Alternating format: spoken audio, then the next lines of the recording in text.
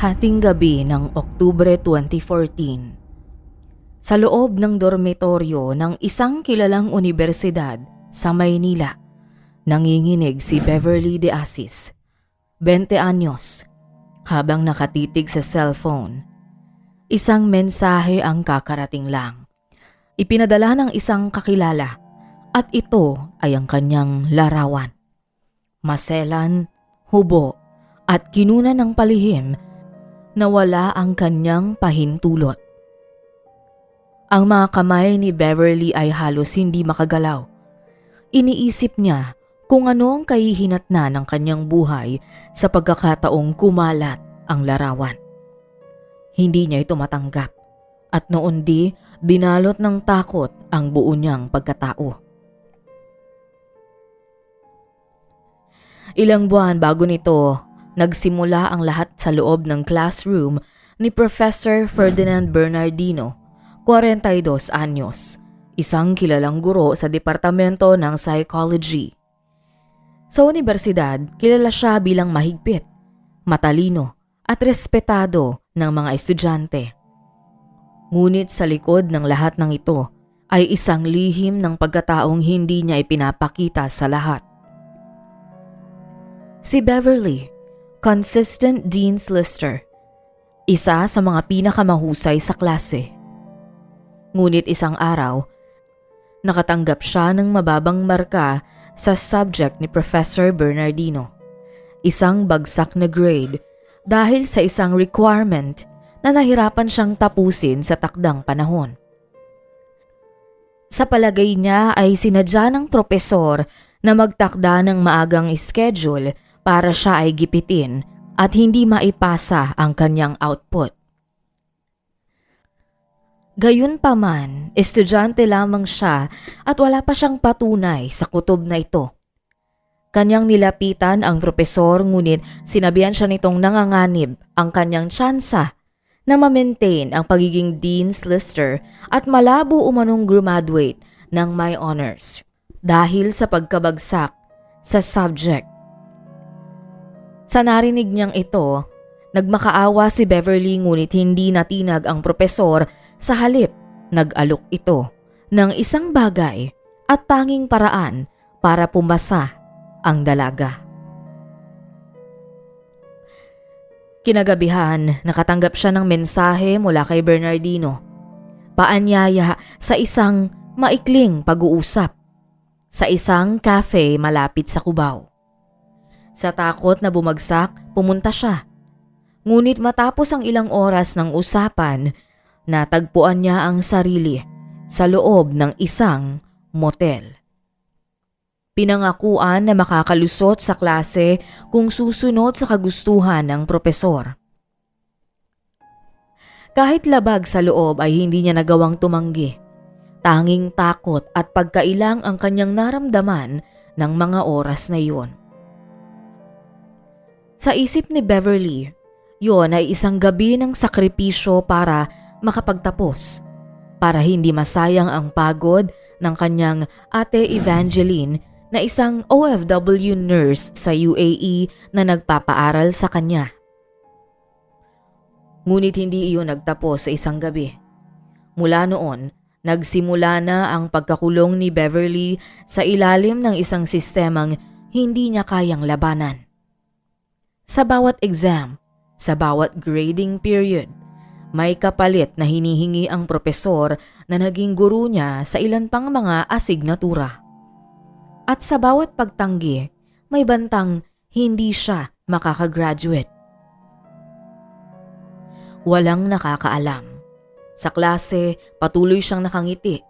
Mahusay pa rin sa recitation, ngunit sa loob, unti-unti siyang nauupos na parang kandila. Ang bawat marka na kanyang natatanggap ay hindi na simbolo ng talino o ng angking kakayahan, kundi paalala ng kahihiyan.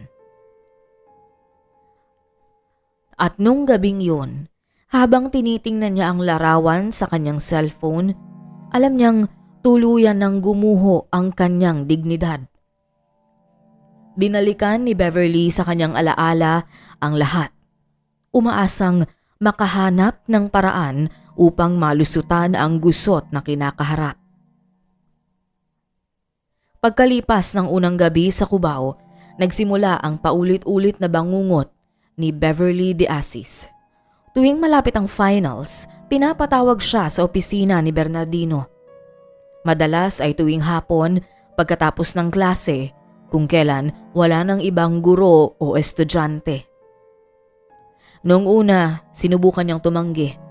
Pero sa mga sumunod na araw ay napansin niya ang impluwensya ng propesor.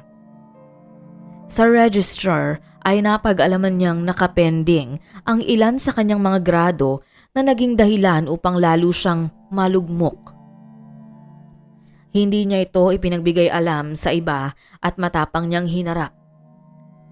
Sa tuwing nagme-message ang kanyang ate Evangeline mula sa UAE, lagi niyang sinasabi na ayos lang siya at malapit nang makapagtapos. Ang totoo, gabi-gabi siyang umiiyak sa loob ng dormitoryo. Sinusubukang paniwalain ang sarili na lahat ng ginagawa niya ay maliit na sakripisyo lamang. Naging regular na ang pagtawag ng propesor. Sa bawat tawag, naroon ang parehong tono. Mapanlin lang, kalmado, ngunit may banta sa ilalim ng bawat salita. Sa mga sumunod na buwan, naging bihag si Beverly ni Professor Bernardino. Kapalit nito, naging magaan ang kanyang buhay sa huling semester dahil ipinakilala siya ng professor sa ilang guro bilang kanyang pamangkin. Nagpatuloy ang lihim nilang relasyon, ngunit ang hindi alam ni Beverly.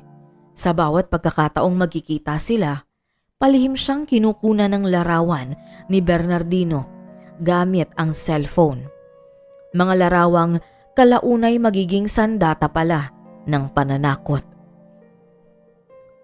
Sa kabila nito, itinuon ni Beverly ang kanyang sarili sa pag-asang matatapos din ang bangungot sa oras na makamit na niya ang diplomang inaasam. Tiniis niya ang mga sandaling ginagamit ng iba ang kanyang katawan. Inisip na panandalian lamang ito at matatapos din. Abril 2015, sa gitna ng sigawan at pagbato ng confetti sa universidad, isa si Beverly De Asis sa mga nakasuot ng toga, nakangiti sa litrato at nakatanggap ng diploma sa entablado. Sa mga mata ng lahat, siya ay isang halimbawa ng estudyanteng may sipag at determinasyon. Nakuha niya ang diploma at pinarangalan bilang cum laude. Ngunit sa ilalim ng tagumpay na iyon, may isang lihim na pilit niyang itinatago. Ang presyong kinailangan niyang bayaran upang makarating sa araw na iyon at makaapak sa entablado. Pagkatapos ng graduation, pinutol ni Beverly ang lahat ng komunikasyon kay Professor Ferdinand Bernardino. Binura niya ang numero nito, itinapon ang lumang SIM card at sinubukang kalimutan ang mga nangyari. Sa isip niya, wala na itong kapangyarihan sa kanya. Hindi na siya estudyante. Ngunit, ilang linggo matapos yun, isang tawag ang gumising sa kanya. Boses ni Bernardino sa kabilang linya, malamig at puno ng pagbabanta. Isiniwalat ni Bernardino na may hawak siyang mga larawan at video ni Beverly kung kaya't hindi nito siya pwedeng iwanan ng basta lang. Sa takot na kumalat, muling nakipagkita si Beverly. Hindi dahil sa takot na bumagsak, kundi dahil sa takot na kumalat ang madilim niyang lihim at nakaraan. Balak niyang makuha ang cellphone ng propesor at burahin ang lahat ng larawan at video. Isang gabi, sa isang inn sa Quezon City, habang lasing si Bernardino at nakatulog sa kama, tahimik na lumapit si Beverly. Nanginginig ang mga kamay habang maingat na kinuha ang cellphone at dinala ito sa loob ng CR. Nagawa niya itong buksan dahil sa ilang beses na pagsasama ay nakita niya ang passcode na ginagamit ni Bernardino. Binuksan niya ang gallery. Napakaraming larawan at video ng kanilang ginagawa ang nakita niya rito. Isa-isa niyang binura, tinanggal sa file, siniguradong walang matitira. Ibinalik niya ang cellphone sa pantalon ng lalaki bago ito magising, bagamat naroon ang kaba na baka mahuli siya at madiskubre ang kanyang ginawa. Sa kanilang paghihiwalay ng landas ng araw na yon, nakahinga ng maluwag si Beverly. Ipinangako niya sa kanyang sarili na pagkatapos ng araw na yon ay hindi na siya muling makikipag-ugnayan sa halimaw na propesor. Ngunit sa parehong gabi, natuklasan ni Bernardino ang ginawa niya. Lingid sa kaalaman ni Beverly, may kopya pa sa laptop ng propesor ang lahat ng binura niya. Ilang araw ang lumipas, nagising si Beverly sa sunod-sunod na mensahe sa kanyang social media. Mga screenshot, mga larawan at video niya. Nakakalat na sa group chat ng ilang estudyante sa universidad. Sa bawat notifikasyon, parang hinihiwa ang kanyang paghinga. Ang ilang kaklase ay nagpadala ng mensahe ng awa, ngunit marami rin ang nanghusga. Malinaw ang kanyang mukha, ngunit natatakpan ang kay Bernardino. Mula noon hindi na siya lumabas ng bahay. Nagbago ang tono ng bawat tawag mula sa ina at kapatid sa ibang bansa. Puno ng pag-aalala, ngunit hindi niya masabi ang totoo. Hanggang sa isang gabi, sa sobrang bigat, tinawagan niya ang kanyang ate Evangeline at doon tuluyang bumuhos ang lahat. Sa pagitan ng mga hikbi, ikinuwento niya ang lahat ng araw ng pang-aabuso, ang pananakot at ang pagkalat ng mga maselang larawan at video. Tahimik sa kabilang linya si Evangeline, ngunit nang magsalita ito, hindi ito nagpakita ng galit, bagkus siya ay nangakong uuwi at sasamahan si Beverly sa pagharap niya sa laban. Nakaraan ang isang linggo, magkasama silang nagtungo sa NBI Cybercrime Division. Dala-dala ni Evangeline ang mga screenshots, pangalan ng propesor at ang mga mensaheng naglalaman ng pagbabanta. Sa unang pagkakataon, nakaramdam si Beverly na meron siyang kakampi. Agosto 2015, sa opisina ng NBI Cybercrime Division, nakaupo si Beverly de Asis habang hawak ang kopya ng reklamo laban kay Professor Ferdinand Bernardino. Sa tabi niya, naroon ang kanyang ate, si Evangeline, na kagagaling lamang mula sa UAE. Sa harap nila, tahimik na nakikinig si Attorney Miriam Beltran. Isa-isang binasa ni Beverly ang mga pangyayari. Mula sa unang gabing tinakot siya hanggang sa huling araw na kumalat ang mga larawan. Habang tinatala ng mga investigador ang bawat detalye, natuklasan ng mga ito ang mas malawak na larawan ng pang-aabuso. Sa pagkuha ng search warrant, na-recover sa laptop ni Bernardino hindi lamang ang mga larawan ni Beverly, kundi pati ang mga folder na naglalaman ng pangalan ng iba pang mga babae. Mga dating estudyante. Ilang taon na ang nakalipas.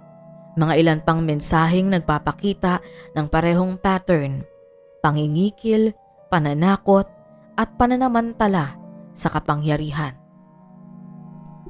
Lumabas din sa investigasyon na noong 2012 may nag-file na rin ng reklamo laban sa kanya, ngunit naurong ang kaso matapos magkaroon ng private settlement kaya't hindi na lumaki pa ang issue. Nang malaman ito ng administrasyon ng universidad, mabilis silang kumilos upang protektahan ang pangalan ng paaralan. Nagpatawag sila ng pulong at pinatawan ng temporary leave si Bernardino habang sinisiyasat ang kaso. Ilang araw pagkatapos noon, dumating ang mga ahente ng NBI sa bahay ng propesor.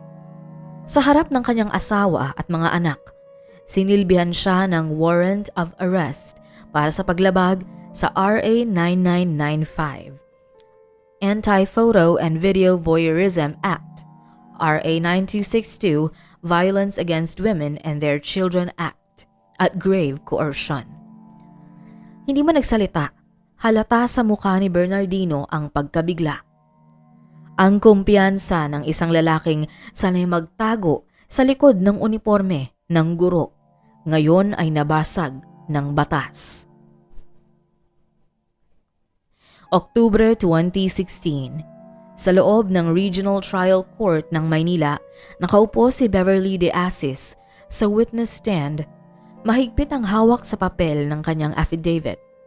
Sa harap niya, si Professor Ferdinand Bernardino, nakasuot ng simpleng polo, nakayuko at halos hindi tumitingin. Isa-isa niyang binasa ang mga pahayag. Ang tono ng kanyang boses ay kalmado, ngunit ramdam ang bigat sa bawat pangungusap. Sa likod ng courtroom, nakaupo ang kanyang ate Evangeline, tahimik na nakikinig habang pinagmamasdan ang kapatid na ngayon ay may kakaibang tapang na taglay. Habang ipinapakita ng prosekusyon ang mga ebidensya, unti-unting lumitaw ang buong larawan ng pang-aabuso. Mula sa mga text message, larawan hanggang sa mga testimonya ng iba pang biktima. Malinaw ang pattern. Iisang pamamaraan, iisang pang-aabuso, iisang guro. Nang ipasok sa ebidensya ang mga video na nakuha sa laptop ni Bernardino, napaiyak ang asawa nito sa harap ng hukuman. Ang imahe ng isang propesor na ginagalang ay tuluyang nabasag. Pinalitan ng isang lalaking ginamit ang talino at posisyon para sirain ang buhay ng mga inosente. Makalipas ang ilang buwan ng pagdinig, dumating ang araw ng hatol. Binasa ng hukom ang desisyon. Guilty beyond reasonable doubt. Si Professor Ferdinand Bernardino ay nahatulan ng 20 taong pagkakakulong, pagbabayad ng moral damages sa mga biktima at permanenteng pagbabawal sa anumang public service o pagtuturo. Sa utos ng SHED at PRC, tuluyang binawi ang kanyang lisensya. Sa labas ng korte, tuluyang nakahinga ng maluwag si Beverly at nakalaya sa tanikala ng pang-aabuso ng ilang taon niya ring dinala. Sa pagkakataong ito ay naging desidido si Beverly na ipagpatuloy ang kanyang buhay. Nagpasalamat siya sa kanyang ate at ina na nanatili sa kanyang tabi sa kabila ng kanyang pagkakamali. Taon ang lumipas. Nakapagtapos siya ng master's degree sa guidance counseling at nagtatrabaho na sa isang non-government organization bilang psychologist.